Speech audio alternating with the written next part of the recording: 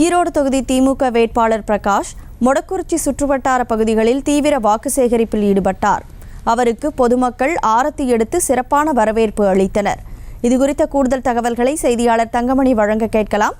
வணக்கம் தங்கமணி, இனி உங்களிடம்.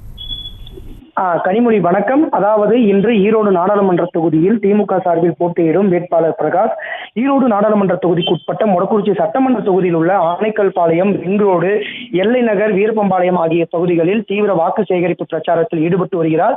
தொடர்ந்து இன்னும் 3 தினங்களே பிரச்சாரத்திற்கு நாட்கள் உள்ள நிலையில் இன்று ஈரோடு நாடாளுமன்ற தொகுதியில் உள்ள பல பகுதிகளில் திமுக வேட்பாளர் பிரகாஷ் தீவிர வாக்கு சேகரிப்பு பிரச்சாரத்தில் ஈடுபட்டு வருகின்றார். செல்லும் இடமெல்லாம் திமுக வேட்பாளர் பிரகாஷுக்கு பொதுமக்கள் ஆரத்தி எடுத்தும் உற்சாக வரவேற்பு அளித்து வருகின்றனர்.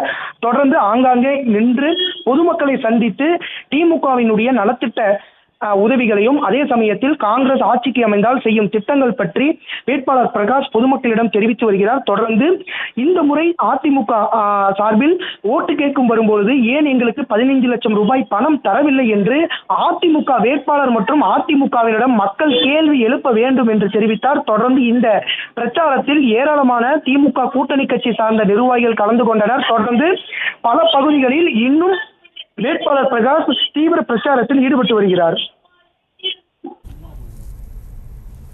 தகவல்களுக்கு நன்றி தங்கமணி. செய்திகளை உடனுக்குடனும் துல்லியமாகவும் தெரிந்து கொள்ள சப்ஸ்கிரைப் பண்ணுங்க.